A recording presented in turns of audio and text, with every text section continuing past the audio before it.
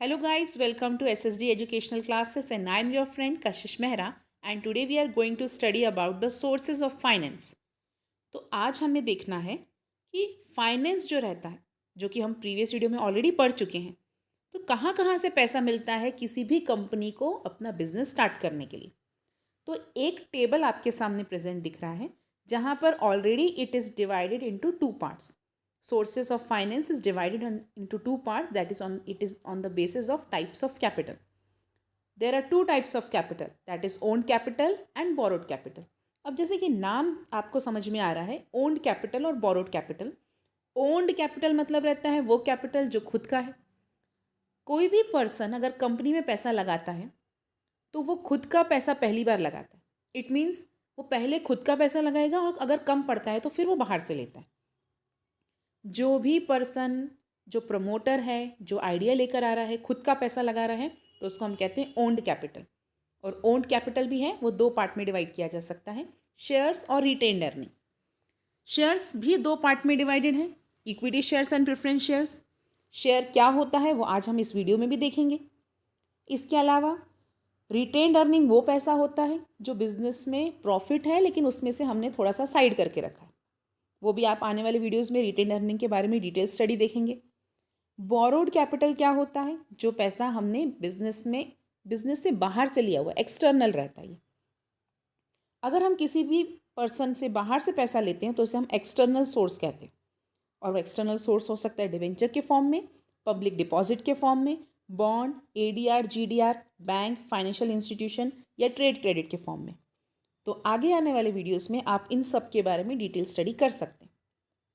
लेकिन आज के लिए जो हमारा मेन टॉपिक है वो है शेयर्स. तो आइए देखते हैं सोर्सेज ऑफ ओन्ड कैपिटल में का मतलब क्या होता है. सबसे पहले अगर हमें शेयर्स पढ़ना है तो यहाँ पे सोर्सेज ऑफ ओन्ड कैपिटल के बारे में पढ़ना पड़ेगा.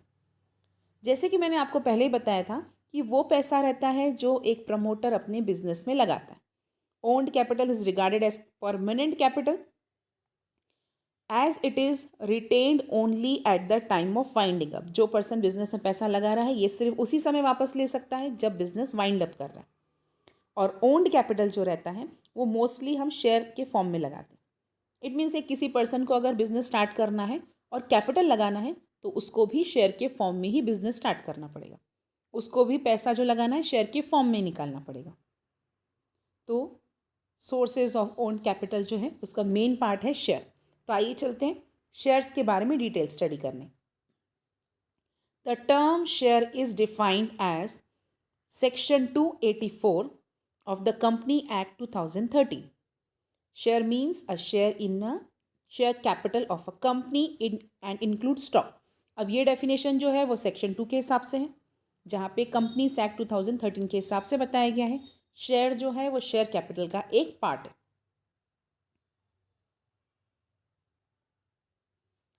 Share is a unit by which the share capital is divided.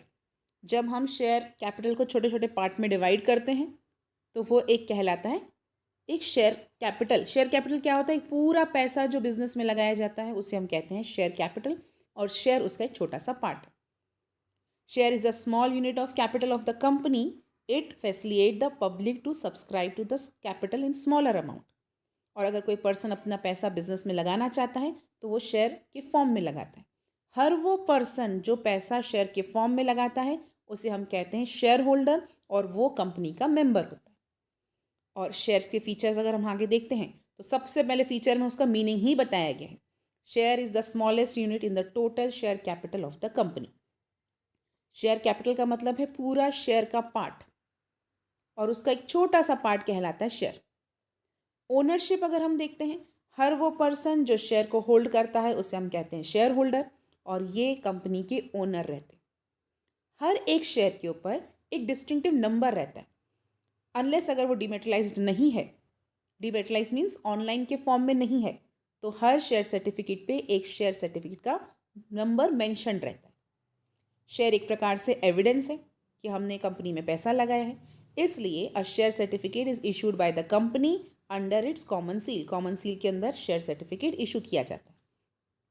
एक प्रकार से शेयर जो है एक डॉक्यूमेंट है जो हमें बताता है कि हम उस कंपनी के ओनर हैं और हमने उस कंपनी में पैसा लगाया। A share is not any visible thing, वो कुछ ऐसा विजिबल थिंग नहीं है। अगर आप डीमेटेलाइज्ड फॉर्म में जा रहे हैं, मतलब ऑनलाइन शेयर परचेस करते हैं, तो आपको शेयर सर्टिफिकेट नहीं मिलता। वैल्यू ऑफ शेयर अगर हम देखें, each share has its express in terms of money. Her share की कुछ ना कुछ वैल्यू होती है। जैसे कि आप देखेंगे फेस वैल्यू और इशूड प्राइस दोनों में अंतर होता है। जब हम बात कर रहे हैं face value, this value is written on the share certificate. हर वो वैल्यू जो मेमोरेंडम में बताई गई है और शेयर सर्टिफिकेट पे लिखी गई है उसे हम कहते हैं फेस वैल्यू। लेकिन जब कंपनी शेयर्स बेचती है और जिस प्राइस पे बेचती है उसे हम कहते हैं इशू प्राइस। फिर आती है बात मार्केट प्राइस की। This value of share is determined by demand and supply force in share market. जिस वैल्यू पे शेयर्स बेचे जाते हैं, जिस वैल्यू पे शेयर्स बेचे जाते हैं मार्केट पे, इट मीन्स डिमांड और सप्लाई को देखते हुए जो मार्केट में शेयर्स अप एंड डाउन चलते हैं उसे हम कहते हैं मार्केट वैल्यू। लेकिन जो भी राइट्स होते हैं शेयर होल्डर के, a share confer certain rights on its holder such as right to receive dividend. हर शेयर होल्डर को एक डिविडेंड मिलेगा जो प्रिस्क्राइब रहेगा। हर एक शेयर होल्डर के पास राइट है कि वो शेयर होल्डर की मीटिंग अटेंड कर सकता है, वो वोट कर सकता है अगर वो इक्विटी शेयर होल्डर वाला है तो। उसके बाद शेयर होल्डर को जो कुछ शेयर मतलब कि इनकम मिलती है, शेयर होल्डर ने पैसा लगाया है तो उसको कुछ ना कुछ मिलेगा, और उस शेयर होल्डर को इनकम मिलती है नेट प्रॉफिट पे। उस नेट प्रॉफिट का कुछ पार्ट मिलता है जिसे हम कहते हैं डिविडेंड।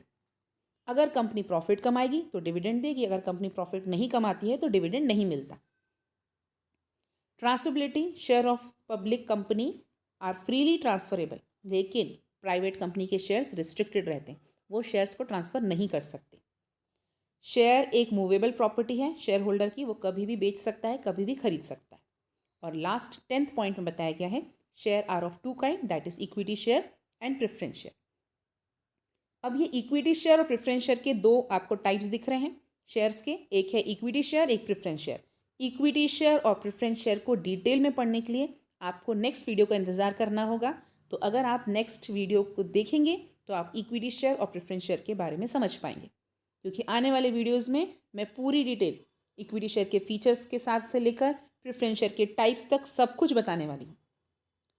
इक्विटी शेयर भी होते हैं दो टाइप के, equity share with voting rights and equity share with differential voting right.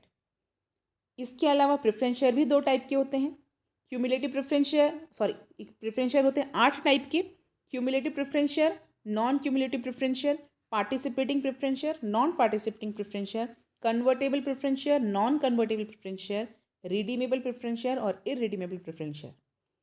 अब ये सब टाइप्स अगर आपको डिटेल में स्टडी करने हैं तो आपको इंतज़ार करना होगा मेरे नेक्स्ट वीडियो के लिए। होप स्टूडेंट्स आपको हमारा वीडियो पसंद आया होगा। अगर आपको हमारा वीडियो पसंद आया है तो इसको लाइक कीजिए, चैनल को सब्सक्राइब कीजिए और शेयर कीजिए। Thank you.